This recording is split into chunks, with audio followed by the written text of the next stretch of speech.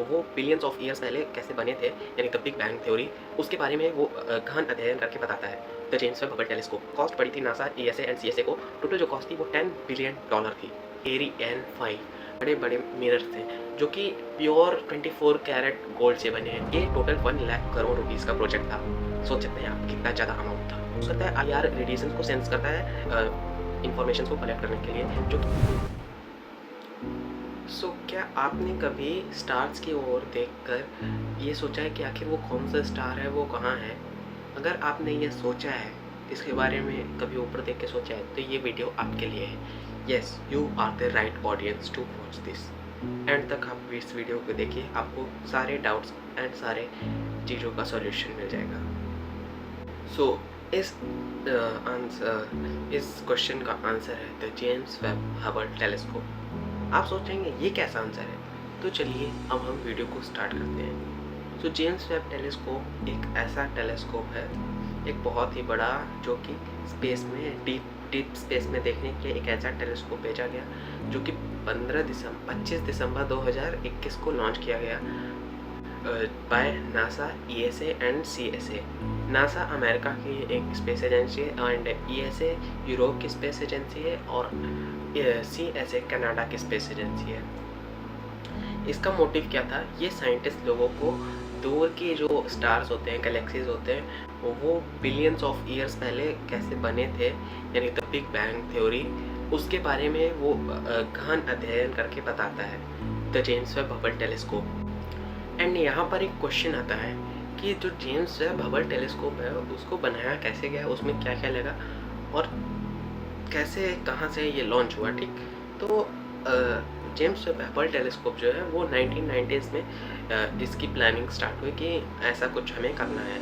इसने total 20 years लिए to complete this project by NASA और इसका नाम पड़ा था जेम्स ई वेब के जो साइंटिस्ट थे उनके ऊपर।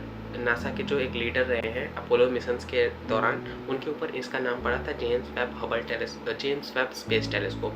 और इसकी टोटल जो अप्रॉक्सीमेटली $1 बिलियन होता है 10,000 करोड़ के इक्वल, यानी ये टोटल 1 लाख करोड़ रुपीस का प्रोजेक्ट था। सोच सकते हैं आप कितना ज़्यादा अमाउंट था। और इसको लॉन्च किया गया था एक रॉकेट जिसका नाम था एरियन 5 और इसकी जो लोकेशन थी जहाँ से ये लॉन्च हुआ था उसका नाम था फ्रेंच गुएना। जी हाँ, फ्रेंच गुएना। और बात रही इसके कूल डिज़ाइन एंड फीचर्स के बारे में, तो इसकी जितनी खूबी करी जाए तो उतनी कम है। इसके पास बड़े बड़े मिरर थे जो कि प्योर 24 कैरेट गोल्ड से बने हैं, ताकि ये अच्छे से जो लाइट है वो रिफ्लेक्ट कर सके।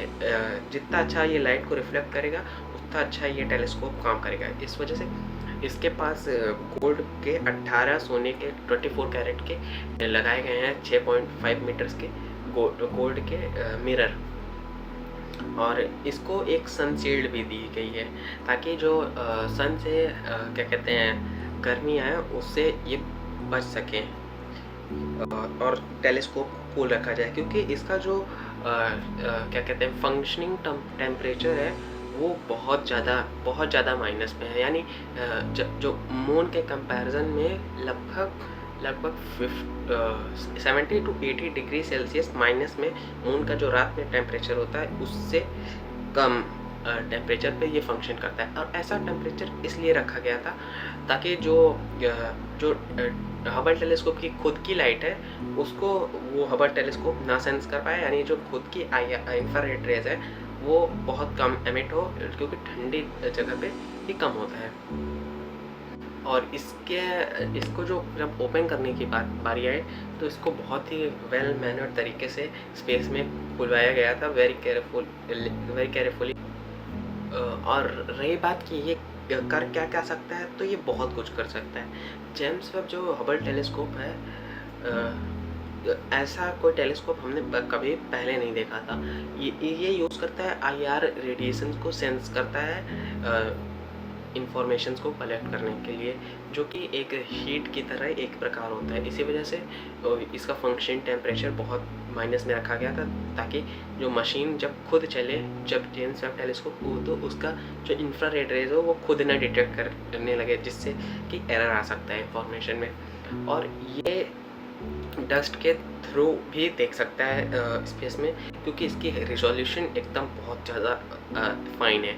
और ये क्या क्या पड़ता है, मतलब क्या क्या किस किस मोटिव से इसको भेजा गया, ये इसका मोटिव भेजने का था कि ये स्टार्स और गैलेक्सीज कैसे बॉर्न हुई, कैसे इस यूनिवर्स में आई, उसकी स्टडी के लिए इस जेम्स वेब टेलीस्कोप को भेजा गया था स्पेस में। और एक्सो प्लैनेट्स यानी जो सोलर सिस्टम से बाहर जो प्लैनेट्स हैं उनके बारे में स्टडी करने के लिए, और जो यूनिवर्स है वो पहले कैसे बना था, बिग बैंग यानी बिग बैंग के बारे में स्टडी करने के लिए इसको भेजा गया था। और इसके पास 4 मेन कैमरास हैं जो कि एकदम हाई रिजोल्यूशन की बहुत ही अच्छी पिक्चर्स कैप्चर करती हैं। और इसने अभी तक एक बहुत ही ख़तरनाक डिस्कवरी करी थी, मतलब मुंह खोल देने वाले, जैसे ऐसा करते नहीं, ओ क्या कर दिया। तो इसने क्या किया था कि जुलाई 2022 में एक डीप स्पेस की इमेज भेजी थी, जिसमें थाउजेंड्स ऑफ गैलेक्सीज की इमेजेस थी। और उसमें क्या था कि इसने एक बहुत ही दूर के प्लैनेट पे गैसेस और वाटर का भी खोज किया था the James Webb Hubble telescope ने, the James Webb space telescope ने।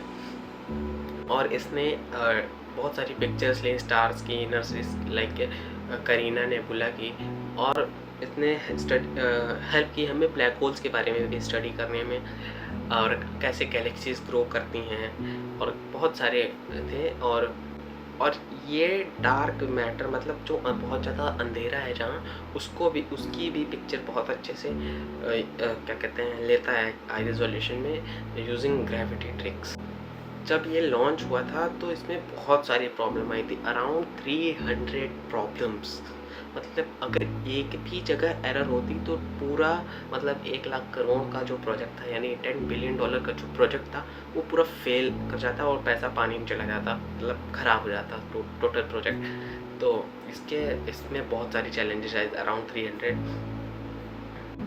और इसमें जो चैलेंजेस आए उसको साइंटिस्ट ने यहाँ अर्थ पे बैठे बैठे चैलेंजेस को फिक्स किया थ्रू कंप्यूटर्स।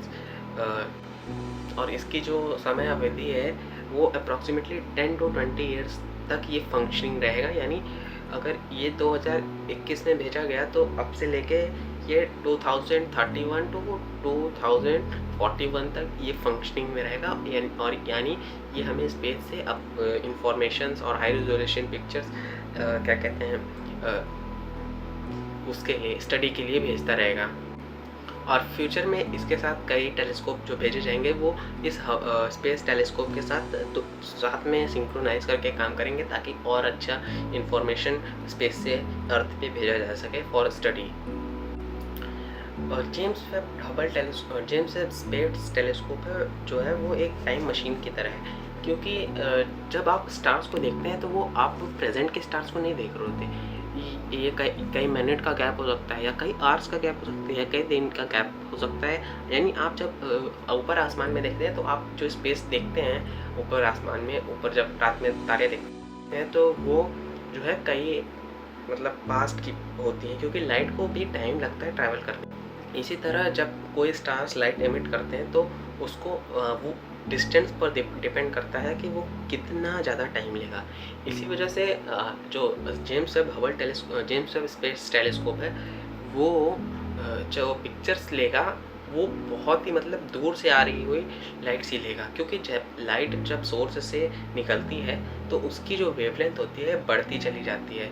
यानी अगर वो लाइट यहाँ पर क्या कहते हैं उसकी जो वेवलेंथ है ऐसा है, तो वो आगे जाके ऐसा इतना बड़ा वेवलेंथ हो जाता है।